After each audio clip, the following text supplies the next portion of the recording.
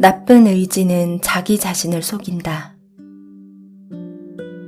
이는 개별화의 원리에 사로잡혀 마야의 베일에 의해 속고 있는 것이다. 사람이 속는 이유. 개별화의 원리와 마야의 베일은 어쩌면 쇼펜하우어가 자신의 주저서 의지와 표상으로서의 세계에서 가장 많이 언급한 개념들 중에 하나가 아닐까 싶다. 그는 이 개념들을 가지고 사람 사는 세상의 이야기와 그 현상을 설명하는 데 주력했던 것이다. 사람은 속고 있고 속아서 살며 속음으로써 잘못된 의지를 드러내며 스스로 희생자가 되고 만다. 사람이 속는 것은 개별화의 원리에 사로잡혀 있기 때문이고 인식이 의지에 봉사하고 있기 때문이다. 의지도 의지 나름이다. 의지에도 좋은 의지가 있는가 하면 나쁜 의지도 있다. 도움이 되는 의지가 있는가 하면 방해를 일삼는 의지도 있다. 자기 자신의 의지라지만 자기 자신을 위하기보다는 전혀 다른 어떤 것을 지향하게 할 때도 있다. 쇼펜하우어는 그 나쁜 의지의 하나로 삶의 의지를 언급한다. 그 의지는 나 자신을 오해하며 스스로에게 무기를 들이대는 것과 같다 라고 하며 문제로 지적한다. 산스크리트어에서 마야는 여성의 이미지를 띠며 환상이나 망상 혹은 마법을 뜻한다. 현상계를 지배하는 힘으로 표현되며 동시에 좋은 암과 나쁜 암을 모두 지배한다. 좋은 쪽으로의 암의 대표적인 예는 결혼식 날 신부가 베일을 쓰는 전통에서 볼 수 있다. 이제부터 좋은 것만 보라는 의미로 베일을 씌워주는 것이다. 문제는 나쁜 암이다. 그것은 속임수나 맹목을 일으키는 힘으로 작동한다. 맹목이라고 번역한 독일어는 페어 블렌딩이고 단어의 형태를 살펴보면 적극적이고 능동적인 의미를 갖게 하는 페어라는 접두어와 눈이 멀어 맹인이 된다는 의미의 블렌딩이 합쳐진 것을 알 수 있다. 즉 멀쩡했던 사람이 맹목적으로 생각하고 행동할 때가 있다. 전혀 자기 자신의 존재와는 상관도 없는데 생각과 행동을 고집하는 현상이 발생한다. 마치 행동대장이 된 것처럼 스스로를 누군가를 위해 종사하고 봉사하는 신세로 만든다. 생각하는 존재가 가장 경계해야 할 것은 자기 자신의 생각에 갇히는 것이다. 자기 자신에게 얽매이는 것이다. 이런 사람은 나쁜 사람이다. 이런 사람은 힌두교나 불교에서는 악인이라고 불리기도 한다. 쇼펜하우어는 이런 것을 두고 악인의 마음에 마야의 베일이 짙게 드리워진 것이라고 했다. 마음이 마음 같지 않다. 사람을 불안하게 하는 마음이 있다. 지극히 사심으로 가득 찬 존재들이 있다. 그런 마음이 이끄는 인식은 고집만 내세운다. 맹목적인 사람은 당해낼 수가 없다. 상대를 배려하는 마음은 전혀 없고 오로지 자기 자신의 생각에 집착하고 타인을 설득하려는 의지로만 세상을 살아간다. 이런 인식과 의지가 사람을 악인으로 만든다. 전혀 도움이 되지 않고 나쁜 영향을 주는 사람이 되는 것이다. 이런 사람은 타인의 삶을 방해하기도 하지만 자기 자신에게도 엄청난 손실을 초래하고 만다. 왜냐하면 그런 맹목적인 상태가 언젠가는 밝혀질 것이기 때문이다. 쇼펜하우어는 자기 자신을 속이는 의지를 꿈에 비유했다. 이런 꿈이 사라지면 꿈꾼 사람은 자신을 속이고 쾌락을 맛본 대가로 고민을 치르게 된다고 했다. 문제는 누구나 이런 꿈을 꾸고 또 이런 꿈에 갇혀 있다는 것이다. 꿈에서 깬 자가 드물다는 것이 문제이다. 소위 계몽된 자는 소수에 불과하다. 꿈이 현실이라고 말하며 사는 사람들이 일상을 채우고 있다. 꿈꾸며 살면서도 제정신이라고 떠벌리는 것이다. 시대를 관통하는 문장. 사람이 자기 자신을 향해 던져놓은 명령 하나가 이토록 오랜 세월을 관통하며 살아남았다. 너 자신을 알라. 고대 신화시대에서부터 시작하여 여전히 그 생명력을 과시하고 있다. 그 이유는 대부분의 사람들이 자기 자신을 모르고 있다는 것이다. 그래서 지금까지 통하는 것이다. 아직까지 살아있는 고전의 말들은 현재를 넘어 영원히, 즉 인류가 존재하는 동안 존속할 언어라서 이것을 무시하면 자기 손해이다. 어떻게든 자기 언어로 만드는 것만이 유일한 해결책이다. 마찬가지로 개별화의 원리에 사로잡혀 마야의 베일에 의해 속고 있는 것이다 라는 쇼펜하우의 말도 고전의 반열에 올랐다. 그것을 틀리다고 말하거나 틀린 말이라고 무시하면 자기 손해이다. 자기가 죽고 나서도 사람들은 이 문구를 두고 고민할 것이기 때문이다.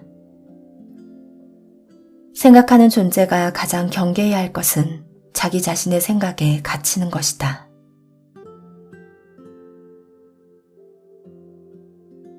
좁디 좁은 마음을 거대한 듯 착각한다. 우리의 삶은 현미경으로 봐야 할 정도로 아주 작은 점에 불과한데 우리는 그 점을 시간과 공간이라는 두 개의 강력한 렌즈로 확대해 엄청나게 큰 것으로 보고 있다. 인식과 의지가 균형을 이루어야 한다. 우리의 삶은 우리의 책임이다. 삶은 사소한 점에 불과하다. 우주의 시선으로 바라보면 이 지구 자체가 먼지처럼 작은 점처럼 보이기도 한다. 그렇다면 그 시선이 위대하다고 봐야 할까? 그런 시선이 올바른 것이라고 판단해야 할까? 문제가 심각해진다. 철학자가 우리의 삶을 이런 식으로 사소하게 만드는 말들을 들을 때 우리는 혼란 속에 빠지고 만다. 한때 우리는 염세주의를 삶을 부정적으로 평가하고 바라보는 것으로 또 때로는 맹목적 의지 같은 개념으로 설명할 때가 많았다. 이것들은 모두 거대한 여행을 위한 시작 지점에 불과한 것들임에도 불구하고 마치 그것이 염세주의의 본령인 양 떠벌리고 있었던 것이다. 철학자 쇼펜하우어가 설명했던 맹목적 의지는 동물 수준의 의지에 지나지 않는다. 쇼펜하우어는 인식을 동반하지만 인식에 인도되지는 않는다는 것을 맹목적 의지의 문제로 지적했다. 동물에게도 인식이 있지만 인식이 의지에 영향을 끼치지는 못한다. 하지만 사람의 세계는 달라도 한참 다르다. 사람은 인식이 의지를 지배하기도 한다. 그래서 동물은 절대로 할 수 없는 다이어트도 사람에게는 가능한 것이다. 먹고 싶어도 안 먹는다. 놀고 싶어도 놀지 않는다. 잠을 자고 싶어도 잠을 안 잔다. 가고 싶어도 가지 않는다. 사람은 의지의 동물이지만 그 의지에 반하여 살아갈 수도 있다. 동물적인 맹목적 의지에 저항하는 또 다른 의지의 출현을 스스로 실현시킬 수도 있다. 그래서 사람인 것이다. 하지만 사람이 인식의 지배를 받아도 문제이고 의지의 지배를 받아도 문제이다. 둘이 서로가 서로를 위한 균형을 잡아줄 때에만 진정한 삶의 의미가 주어지는 것이다. 몸과 마음이 문제이다. 육체와 정신이 문제이다. 체력과 정신력이 문제이다. 이 두 가지는 서로가 얽히면서 수많은 혹은 무궁무진한 상황을 연출한다. 사람 사는 세상은 다양성의 원리로만 해석이 가능하다. 사람 마음은 좁고 또 좁다. 이제는 귀를 닫고 귀를 열어야 할 때가 되었다. 눈을 감고 눈을 떠야 하는 때가 된 것이다. 수월 관음도에서 그려놓지도 않은 달을 보았는가? 거울 앞에서 자기 자신을 상실해보고 또 보이지도 않은 자기 자신을 제대로 본 적이 있는가? 자기 자신을 정말 제대로 안 적이 있는가? 사람은 바뀔 수 없다. 그래도 사람은 바뀔 수 있다. 성격은 변하지 않는다. 그래도 성격은 변할 수 있다. 이럴 때도 있고 저럴 때도 있다. 이럴 땐 이런 말이 어울리고 저럴 땐 저런 말이 어울릴 뿐이다. 사람을 만날 때 그 사람에게 어울리는 말을 해줘야 한다. 그 사람에게 힘이 되는 말을 해주어야 한다. 그러나 오해는 있을 수밖에 없다. 특히 내가 없는 자리에 내가 아는 두 사람이 모일 때가 오해의 늪이다. 그럴 때는 내가 한 말을 두고 서로 다른 입장에서 토론을 해나갈 것이기 때문이다. 대부분의 사람들은 이럴 때 상처를 입게 된다. 자기는 듣지 못한 말을 누구는 들었다는 것을 두고 큰 상처를 입게 되는 것이다. 참으로 세상은 좁디 좁다. 사람의 마음도 너무도 좁고 또 좁다. 옴짝달싹할 수가 없다. 돋보기를 이용해 태양의 빛을 한 곳에 집중시키면 빛이 모인 그곳은 불에 타듯이 시선이 한 곳에 집중하게 되면 그 지점은 불에 타버리고 마는 것과 같은 이치이다. 마음도 새까맣게 타들어갈 수 있다. 마음은 마음을 먹는 것이 관건이지만 새로운 마음을 먹을 마음이 없다는 것이 문제이다. 그 좁디 좁은 마음을 두고 스스로는 거대한 듯이 착각하고 산다는 것이 너무도 큰 문제이다. 사람 사는 곳의 문제는 바로 이 문제밖에 없다. 세상은 다양성의 원리로만 해석이 가능하다. 다양하지 않다면 사람 사는 이야기가 될 수 없다.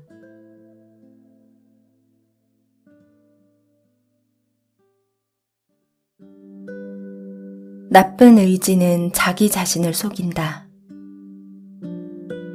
이는 개별화의 원리에 사로잡혀 마야의 베일에 의해 속고 있는 것이다. 사람이 속는 이유. 개별화의 원리와 마야의 베일은 어쩌면 쇼펜하우어가 자신의 주저서 의지와 표상으로서의 세계에서 가장 많이 언급한 개념들 중에 하나가 아닐까 싶다. 그는 이 개념들을 가지고 사람 사는 세상의 이야기와 그 현상을 설명하는 데 주력했던 것이다. 사람은 속고 있고 속아서 살며 속음으로써 잘못된 의지를 드러내며 스스로 희생자가 되고 만다. 사람이 속는 것은 개별화의 원리에 사로잡혀 있기 때문이고 인식이 의지에 봉사하고 있기 때문이다. 의지도 의지 나름이다. 의지에도 좋은 의지가 있는가 하면 나쁜 의지도 있다. 도움이 되는 의지가 있는가 하면 방해를 일삼는 의지도 있다. 자기 자신의 의지라지만 자기 자신을 위하기보다는 전혀 다른 어떤 것을 지향하게 할 때도 있다. 쇼펜하우어는 그 나쁜 의지의 하나로 삶의 의지를 언급한다. 그 의지는 나 자신을 오해하며 스스로에게 무기를 들이대는 것과 같다라고 하며 문제로 지적한다. 산스크리트어에서 마야는 여성의 이미지를 띠며 환상이나 망상 혹은 마법을 뜻한다. 현상계를 지배하는 힘으로 표현되며 동시에 좋은 암과 나쁜 암을 모두 지배한다. 좋은 쪽으로의 암의 대표적인 예는 결혼식 날 신부가 베일을 쓰는 전통에서 볼 수 있다. 이제부터 좋은 것만 보라는 의미로 베일을 씌워주는 것이다. 문제는 나쁜 암이다. 그것은 속임수나 맹목을 일으키는 힘으로 작동한다. 맹목이라고 번역한 독일어는 페어블렌둥이고 단어의 형태를 살펴보면 적극적이고 능동적인 의미를 갖게 하는 페어라는 접두어와 눈이 멀어 맹인이 된다는 의미의 블렌둥이 합쳐진 것을 알 수 있다. 즉 멀쩡했던 사람이 맹목적으로 생각하고 행동할 때가 있다. 전혀 자기 자신의 존재와는 상관도 없는데 생각과 행동을 고집하는 현상이 발생한다. 마치 행동대장이 된 것처럼 스스로를 누군가를 위해 종사하고 봉사하는 신세로 만든다. 생각하는 존재가 가장 경계해야 할 것은 자기 자신의 생각에 갇히는 것이다. 자기 자신에게 얽매이는 것이다. 이런 사람은 나쁜 사람이다. 이런 사람은 힌두교나 불교에서는 악인이라고 불리기도 한다. 쇼펜하우어는 이런 것을 두고 악인의 마음에 마야의 베일이 짙게 드리워진 것이라고 했다. 마음이 마음 같지 않다. 사람을 불안하게 하는 마음이 있다. 지극히 사심으로 가득 찬 존재들이 있다. 그런 마음이 이끄는 인식은 고집만 내세운다. 맹목적인 사람은 당해낼 수가 없다. 상대를 배려하는 마음은 전혀 없고 오로지 자기 자신의 생각에 집착하고 타인을 설득하려는 의지로만 세상을 살아간다. 이런 인식과 의지가 사람을 악인으로 만든다. 전혀 도움이 되지 않고 나쁜 영향을 주는 사람이 되는 것이다. 이런 사람은 타인의 삶을 방해하기도 하지만 자기 자신에게도 엄청난 손실을 초래하고 만다. 왜냐하면 그런 맹목적인 상태가 언젠가는 밝혀질 것이기 때문이다. 쇼펜하우어는 자기 자신을 속이는 의지를 꿈에 비유했다.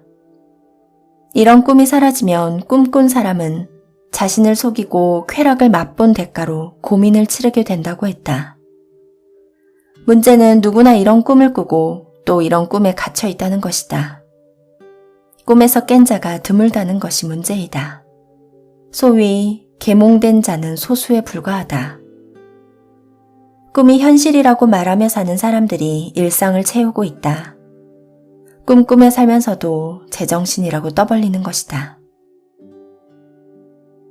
시대를 관통하는 문장. 사람이 자기 자신을 향해 던져놓은 명령 하나가 이토록 오랜 세월을 관통하며 살아남았다. 너 자신을 알라.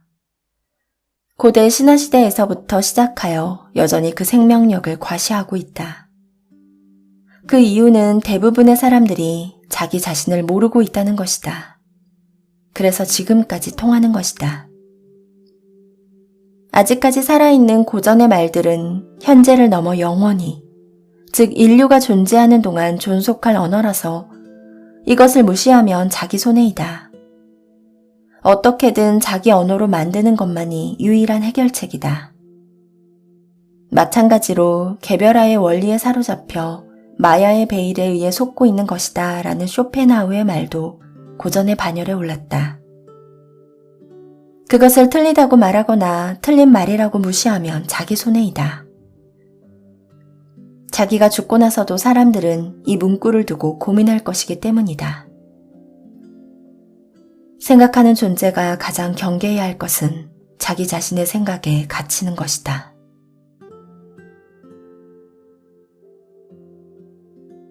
좁디 좁은 마음을 거대한 듯 착각한다. 우리의 삶은 현미경으로 봐야 할 정도로 아주 작은 점에 불과한데 우리는 그 점을 시간과 공간이라는 두 개의 강력한 렌즈로 확대해 엄청나게 큰 것으로 보고 있다.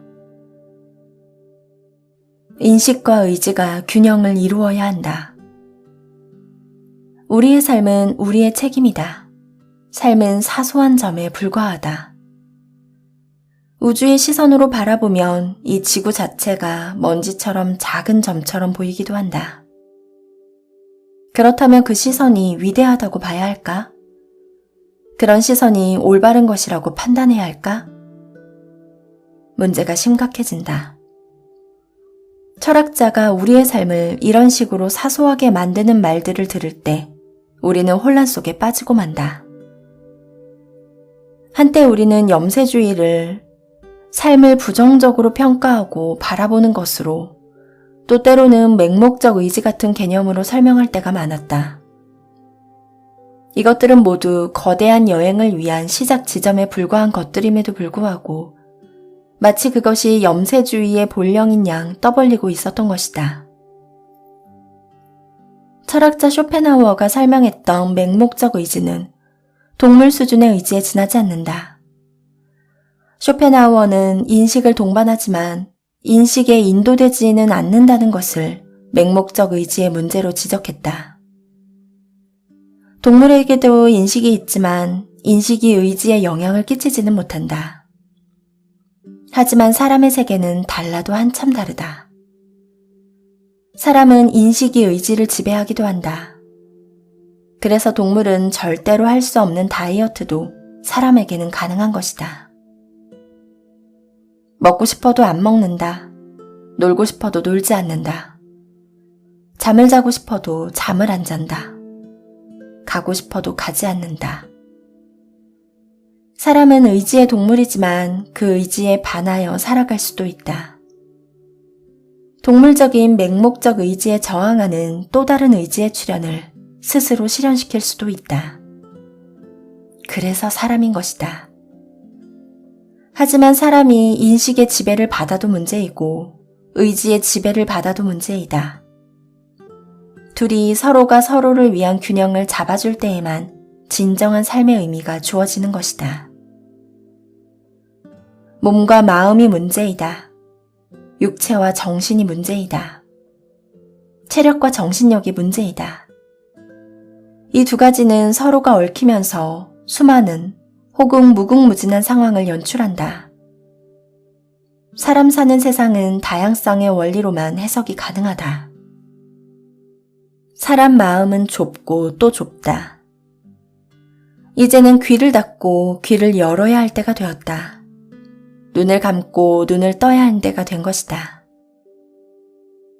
수월 관음도에서 그려놓지도 않은 달을 보았는가? 거울 앞에서 자기 자신을 상실해보고 또 보이지도 않은 자기 자신을 제대로 본 적이 있는가? 자기 자신을 정말 제대로 안 적이 있는가?